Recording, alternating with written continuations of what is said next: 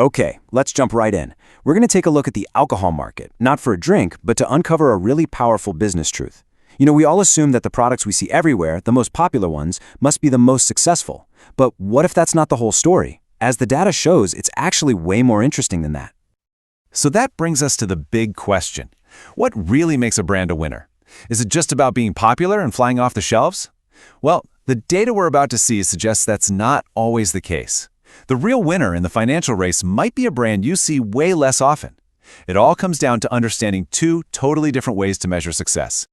And here they are. On one hand, you've got volume. Super simple, right? It's just how many bottles get sold. Think of it as the popularity contest. But on the other hand, you've got value. This is the big one. How much actual money do those sales bring in? This isn't about popularity, it's about profitability and brand power. And that little distinction? Well, that's where the real game of strategy begins. So first up, let's zoom out and look at the big picture, the battle between entire categories of drinks. This is where you can really see that classic business showdown, a strategy built on massive scale versus one built on high margin. Now, if you're just counting bottles, wine is the undisputed heavyweight champion.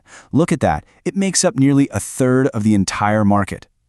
Based on this chart alone, you'd bet all your money that the wine industry is the most powerful force out there, right? Well, hold on. Watch what happens when we switch our lens from volume to value. The entire picture just flips upside down. Suddenly, whiskey, which sold way fewer bottles, is actually commanding the biggest slice of the revenue pie, over 28%. And wine, its share of the money just plummets down to about 17%. What a change. And that's the key takeaway right there. These two categories are playing completely different games. Wine is all about a mass market, price-sensitive game.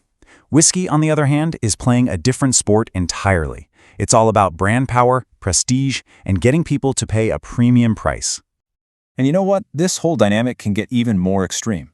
Just look at this number, 4.6x. What on earth could that represent? Well, it's the secret weapon behind one of the market's most profitable, yet almost invisible categories. Turns out, it's brandy. This category accounts for a teeny tiny fraction of bottles sold. We're talking less than 0.5% of the market. But it punches way above its weight in revenue, capturing a share of the money that is 4.6 times bigger than its sales numbers would suggest. That's just a perfect illustration of how much appetite there is for these exclusive, high-end products. Okay, so that's the view from 30,000 feet. Now let's dive down and see how this all plays out at the brand level. These two competing strategies, volume versus value, are basically perfectly personified by two specific brands fighting it out. In the volume race, it's not even a competition. Robertson Wines is an absolute giant. It's responsible for over 11% of all bottles sold in the market. It completely dwarfs a famous whiskey brand like Johnnie Walker, which is sitting down there at less than 2%. But now, follow the money. This is where the story gets absolutely staggering. Despite selling less than 1/5 of the bottles, Johnnie Walker brings in nearly the exact same amount of revenue as the market's volume king. Just let that sink in. That is pure, unadulterated pricing power in action. And believe me, Johnnie Walker is not some kind of weird anomaly. This value-driven strategy is a very well-worn path for premium brands. The Macallan and Don Julio, they're even more extreme. They command a massive share of the market's total value from a minuscule percentage of bottles sold. It's incredible. The analysis we're drawing from summarizes this whole thing perfectly. They say the market is bifurcated. It's split right in two. You can win by mastering the high-volume, low-price game, or you can win by mastering the high-value, brand-led game. There is just no middle ground. So the next logical question is, how? How do these brands actually pull off these totally different strategies? Well, the secret isn't just in the bottle.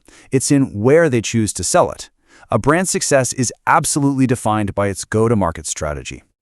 Now here's a look at the top channels where alcohol gets sold, but don't get lost in all the numbers. Instead, let's just zoom in on two specific examples from the data that really show how critical this choice of where to sell actually is.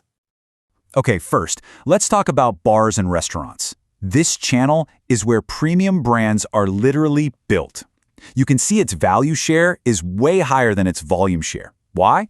Because this isn't just a place to sell drinks. It's like a showroom. It's where we discover new things, and it's where a brand's premium status gets validated, because we're willing to pay more for it there.